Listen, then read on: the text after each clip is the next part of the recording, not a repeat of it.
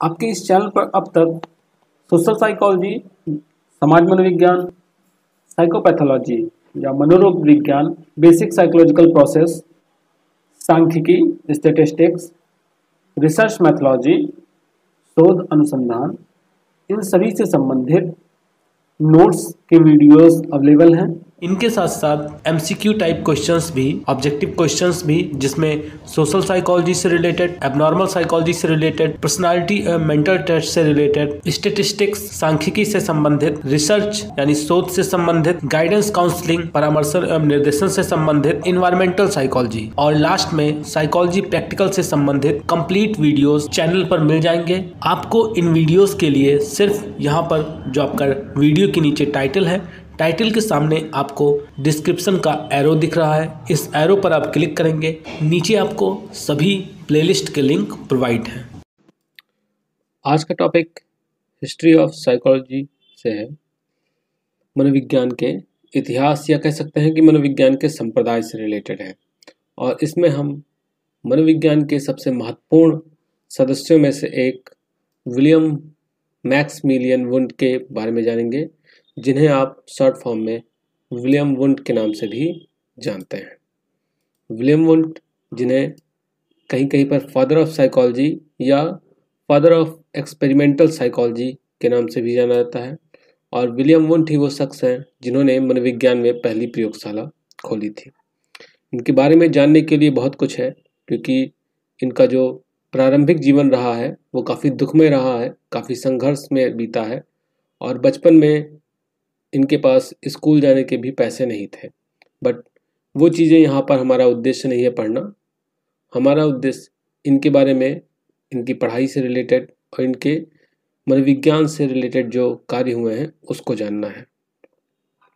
तो William wound का जन्म हुआ था जर्मनी में और उन्होंने अपनी पीएचडी और इसके साथ साथ एमडी की उपाधि, ये दोनों एक ही यूनिवर्सिटी हिडेलबर्ग यूनिवर्सिटी से प्राप्त किया था।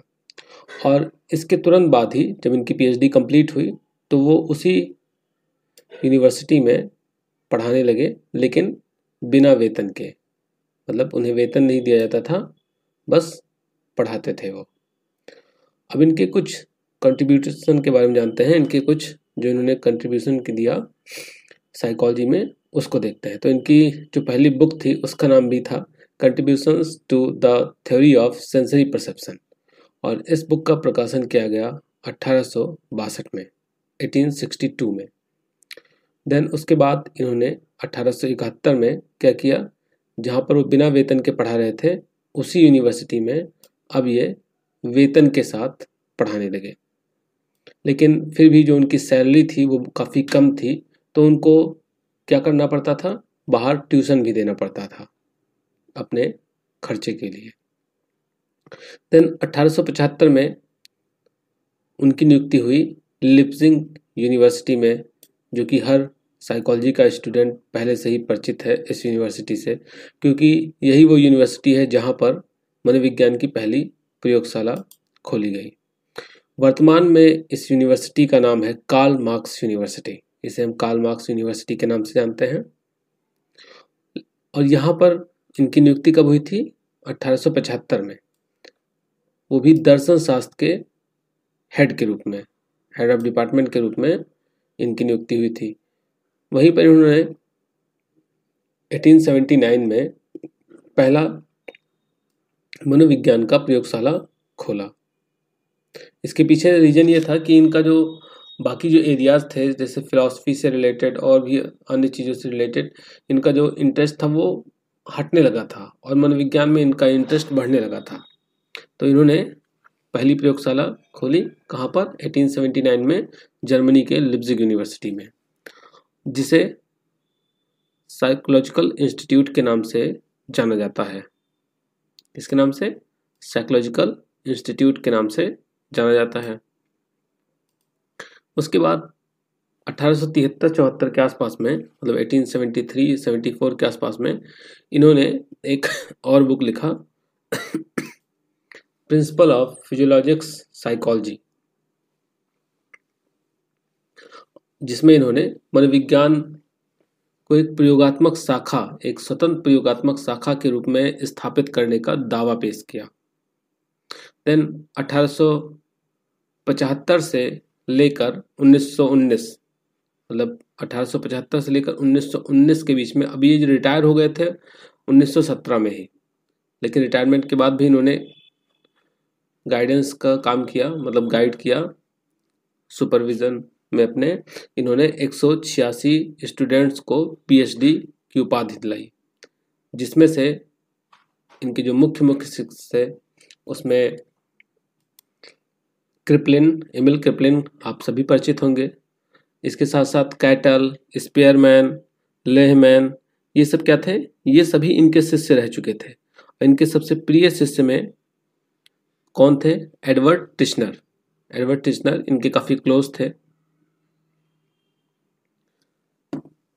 1886 में इन्होंने एक और पुस्तक लिखा, आउटलाइन ऑफ साइकोलॉजी, काफी फेमस हुई और ये आगे चलकर इनका सबसे बड़ा योगदान रहा साइकोलॉजी की फील्ड में। आउटलाइन ऑफ साइकोलॉजी, इसमें इन्होंने एक सिस्टमैटिक तरीके से साइकोलॉजी के अध्ययन के बारे में बताया। फिर 1900 में इनकी एक और पुस्तक आई जिसका नाम था फोल्क साइकोलॉजी, और उसके बाद फिर 1917 में इन्होंने अवकाश प्राप्त किया और 1920 में इनकी मृत्यु हो गई। तो ये था इनके जीवन का एक संक्षिप्त परिचय। अब हम इनके योगदानों के बारे में जानते हैं। तो वुंड के जो योगदान थे उनको हम दो भागों में डिवाइड करके, दो पार्ट में डिवाइड करके उसको हम पढ़ेंगे। पहला है क्रमबद्ध मनोविज्ञान के रूप में योगदान, और दूसरा है प्रयोगात्मक मनोवैज्ञानिक के रूप में वुंड का योगदान। यहाँ पर योगदान वर्ड छूट गया है, आप लोग इसको देख लेंगे। तो आज की वीडियो में हम सिर्फ जो इनका सिस्टमैटिक साइकोलॉजी था उसके बारे में डिस्कस करेंगे, उसके पार्ट्स के बारे में जानेंगे।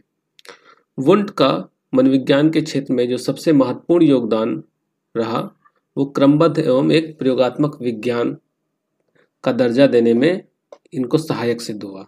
किसे सहायक? मतलब जो क्रमबद्ध मनोविज्ञान रहा उसने मनोविज्ञान को एक महत्वपूर्ण दर्जा दिलाने में काफी सहयोग प्रदान किया। और इस क्रमबद्धता के बारे में कहाँ पे बताया इन्होंने? अपनी पुस्तक आउटलाइन ऑफ साइकोलॉजी में, जैसा कि मैंने अभी आपको ऊपर ही बताया था। अब इस सिस्टमैटिक साइकोलॉजी को हम 5 पार्ट में डिवाइड करके पढ़ेंगे।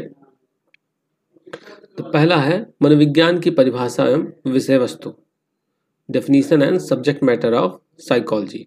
दूसरा संबंध के नियम, प्रिंसिपल ऑफ कनेक्शन। फिर मनोविज्ञान की विधि, संप्रत्यक्षण या आत्मबोध जिसे हम अपरसेप्शन कहते हैं, और लास्ट में मन शरीर समस्या, माइंड बॉडी प्रॉब्लम। तो इन 5 पहलुओं को हम देखते हैं यहाँ पर, जिसमें पहला है मनोविज्ञान की परिभाषा एवं विषय वस्तु, definition and subject matter of psychology. तो वुंड के लिए मनोविज्ञान क्या था? एक अनुभूति का विज्ञान था। जैसा कि आपने देखा है संरचनावाद में भी टिश्नर ने इसी बिंदु को, इसी पॉइंट को लेकर वहां पर बताया कि संरचनावाद किसका अध्ययन करता है? तो वो चेतना की अनुभूति का अध्ययन करता है।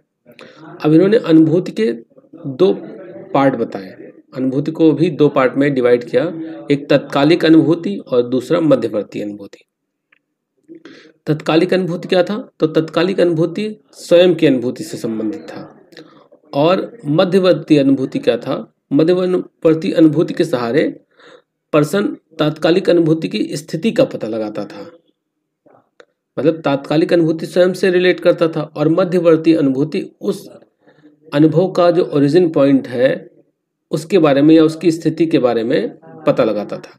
जैसे मान लीजिए कि आपके पैर में दर्द हो रहा है। अब आपके पैर में दर्द हो रहा है तो ये क्या है? एक तात्कालिक अनुभूति है कि आपके बॉडी में, आपके पैर में पेन हो रहा है, ये तात्कालिक अनुभूति है। मध्यवर्ती अनुभूति क्या है? कि आपको ये पता चल रहा है कि नहीं, पैर के जो मेरा तलवा है, तलवे में, पैर के नीचे एड़ी के पास में मुझे दर्द हो रहा है। तो वो आपने क्या किया? आपने वो स्थान खोज लिया। तो स्थिति का निर्धारण कहाँ से होता है? स्थिति का निर्धारण होता है मध्यवर्ती अनुभूति से, और उस दर्द के बारे में तुरंत अनुभूति कौन देता है, तो वो है तात्कालिक अनुभूति।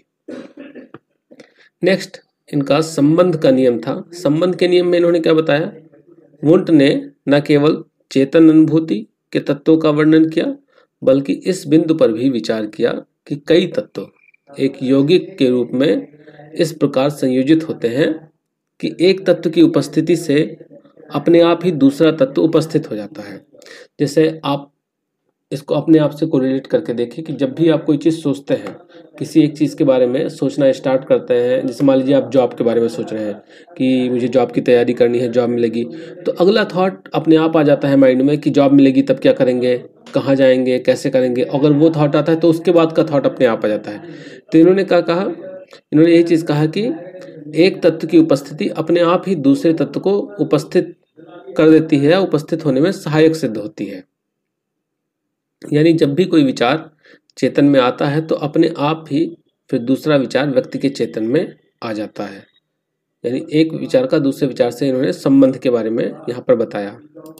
नेक्स्ट आत्मबोध, अपरसेप्शन। तो वुंट द्वारा प्रतिपादित संप्रत्यक्षण के सिद्धांत का जो आधार था वो था हर्बार्ट द्वारा प्रतिपादित अपरसेप्शन का जो कॉन्सेप्ट था। मतलब इन्होंने हर्बार्ट के कॉन्सेप्ट से, हर्बार्ट का जो अपरसेप्शन का कॉन्सेप्ट था उससे ही प्रेरित होकर अपना संप्रत्यक्षण का सिद्धांत दिया और इसके 3 मुख्य पहलू बताए। पहला, एक घटना के रूप में संप्रत्यक्षण। उन्होंने वुंट ने क्या किया, संप्रत्यक्षण को एक घटना के रूप में बताया, उसे एक संज्ञान के रूप में बताया और इसके साथ साथ उसे एक क्रिया के रूप में भी बताया। नेक्स्ट, मन शरीर समस्या, माइंड बॉडी प्रॉब्लम। तो वुंट का मत था कि मन तथा शरीर एक दूसरे के समानांतर होते हैं। मतलब इन्होंने मन और शरीर को क्या किया, एक दूसरे के समानांतर बताया, लेकिन वह एक दूसरे के साथ अंतः क्रिया नहीं करते। बट इनका यह भी मानना था कि एक दूसरे के समानांतर तो होते हैं, पैरेलल तो होते हैं, लेकिन वो एक दूसरे के साथ इंटरेक्शन नहीं करते हैं। और इसे मनोदैहिक समांतरवाद की संज्ञा दी गई। और वुंट के अनुसार मन का शरीर पर निर्भरता, जो मन है उसकी शरीर पर निर्भरता नहीं होती है और उसे हम प्रत्यक्ष अध्ययन कर सकते हैं।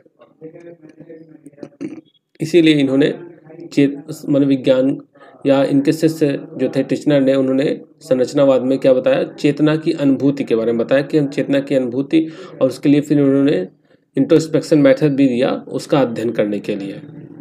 तो आज की क्लास में हमने विलियम वुंट के बारे में जाना और उनके जो योगदान थे उसके फर्स्ट पार्ट को जाना। नेक्स्ट वीडियो में हम उनके योगदान के आगे के पार्ट को देखेंगे। तब तक के लिए